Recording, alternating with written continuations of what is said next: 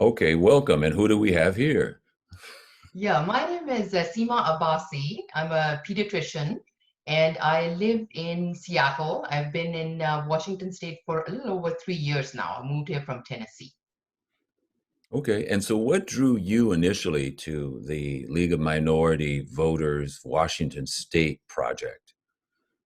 Yes. So, when Promise is the one who initially introduced me to this organization, and he told me the mission. The mission of the organization is to advance and enhance minority voters' participation in the election process through education, through empowerment.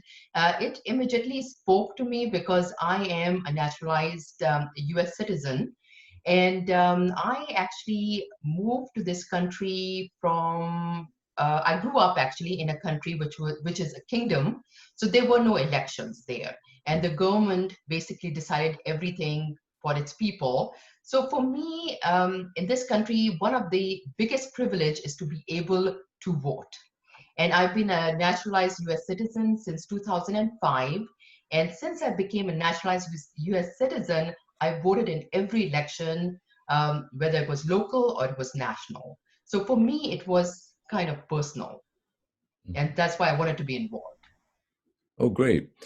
And so what kind of advice would you give to people maybe who are a little bit, I don't know what the word is. Let's see, cynical, they're just frustrated because a lot of times when elections come up, I hear people go, "Oh, I don't really like either candidate," and they say, "Oh, it's the lesser of two evils," and all this other stuff. I mean, what would you say to them to just encourage them to to participate?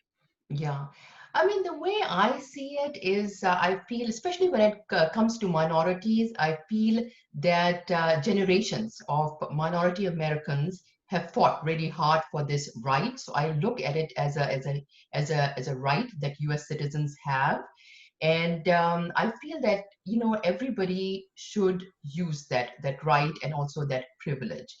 And it's very important. I feel, and I understand what you're saying, that I see it in my community as well, that there's a lot of political disengagement, and a lot of people are kind of feel like it's don't have like a lot of trust in the process. So I feel like it's really important to for each of us to get educated, as to who are the candidates, who are the different, what are the different issues. Because what happens is that if there's a low voter turnout, important issues are being decided by a handful of voters. And so then that's not good for us. This is not good for the country. And I feel like each one of us has a voice and we want to be heard. And I feel like election give us an opportunity to be heard. And this gives us an opportunity to elect a representative who not only espouse our values but also represents our interests.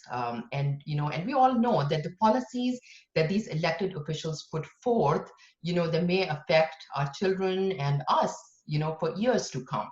So I think it's really important to be engaged here and to know exactly what's at stake. Well, and you touched on something about really looking at the candidates and looking at the issues. And I mean, you can get on the computer and Google things and find out about how candidates have voted in the past. I mean, the information is there. Um, but personally, when you're thinking about who you want to vote for, what are some of the things that go through your head, or how do you approach that whole process of maybe researching or learning more about the candidates? I mean, do you make sure you watch debates, or do you Google a lot, or what's your approach to that?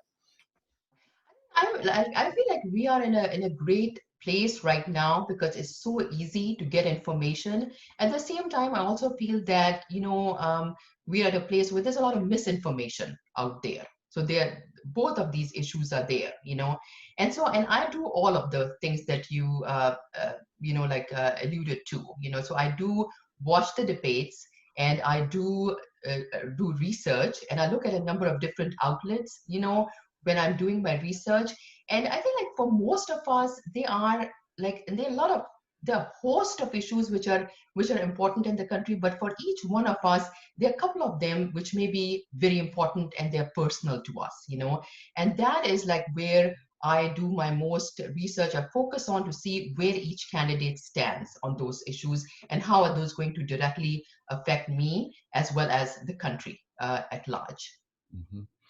Well, that's great. And lastly, I just want to say that I think that for children or for youth, I think it's good role modeling for them to see their parents or adults participating in the process, because when they're Mhm. adults, like you mentioned, they're the Mhm. future, really. So I Yes. think if we can set a good example for them, Mhm. I think it's going to motivate them even more when they're older and they're able to Yes. to use that Yes. the power of the vote and their voice. So Yeah, um, absolutely. Yeah, yeah. absolutely. And my son just turned 18, so this is going to be his first election that he's going to cast a vote in. And I remember that when he was younger, like, and especially in Tennessee, where we actually went to the polling booth, I took him with me, because I wanted him to see.